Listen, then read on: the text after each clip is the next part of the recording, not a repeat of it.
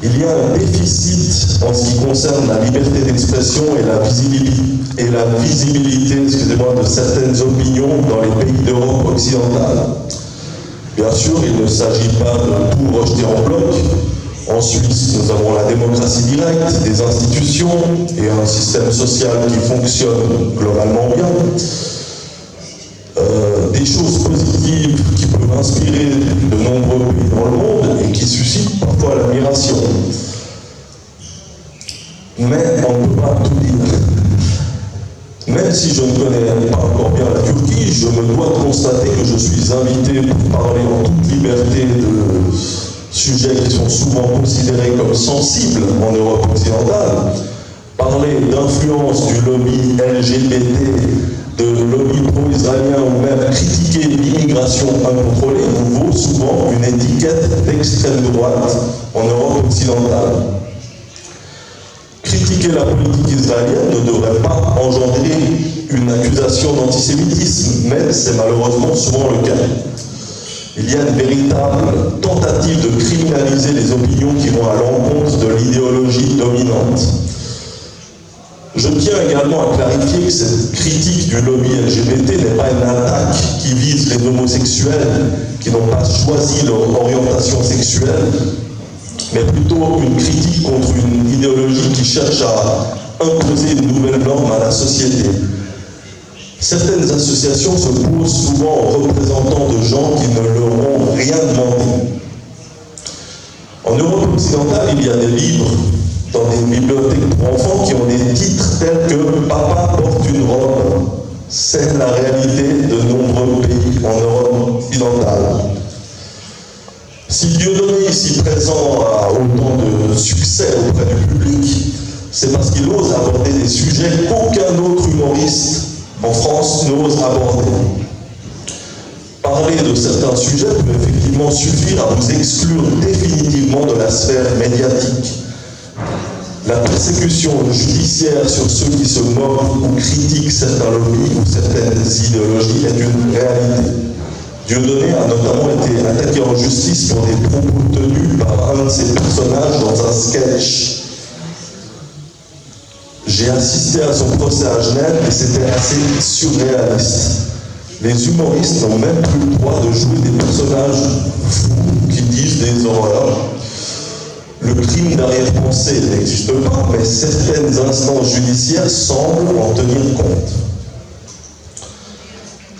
En Suisse, le 9 février 2020, les électeurs ont accepté de modifier les dispositions pénales visant l'interdiction des discriminations basées sur l'orientation sexuelle.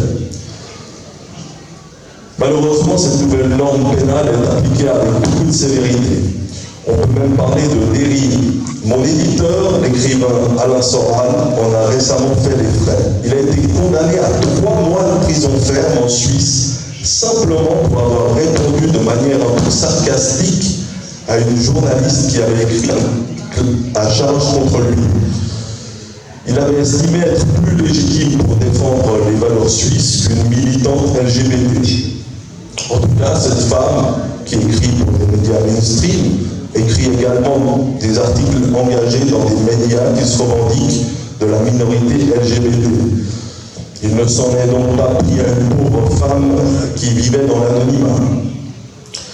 Tourner en dérision une personne qui a écrit un article que vous jugez diffamatoire peut effectivement vous valoir la prison et c'est assez inquiétant. À ceux qui continuent de penser que le lobby LGBT n'est pas puissant, je souhaite rappeler que la Suisse a voté en faveur du mariage homosexuel, qui est entré en vigueur le 1er juillet de cette année. Il y avait même des églises protestantes qui abordaient un drapeau arc-en-ciel pour montrer leur solidarité avec la minorité homosexuelle. Je n'imagine pas des mosquées ici en Turquie qui puissent se livrer à un tel activisme politique. C'est pourtant le cas en Suisse. Alors comment en est-on arrivé là? Comment est-ce que des minorités agissantes ont acquis un tel pouvoir? Gilad Atzmon l'explique très bien dans mon ouvrage. Une fois que les lobbies arrivent à s'imposer auprès du pouvoir politique, la société se transforme en une structure fragmenté, façonné par une multitude de discours identitaires. Plutôt que de mettre l'accent sur des priorités cruciales comme la facilitation de la production, la santé, l'éducation, la société se focalise sur des sujets marginaux comme le mariage gay ou l'antisémitisme. En résumé, le marginal devient central. C'est la réalité de la politique tribale dans laquelle nous vivons. Autrefois, la gauche en Europe occidentale était concernée avant tout par la classe ouvrière, et cela fait un bon moment qu'elle n'est même plus familière avec la notion de travail.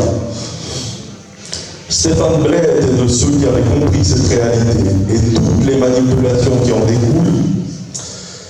Il osait dénoncer ouvertement avec beaucoup d'énergie et de passion. J'aimerais, pour terminer mon propos, lui rendre hommage en disant que les idées qu'il défendait sont toujours en mouvement et ne s'éteindront pas de sitôt. Je vous remercie pour votre attention.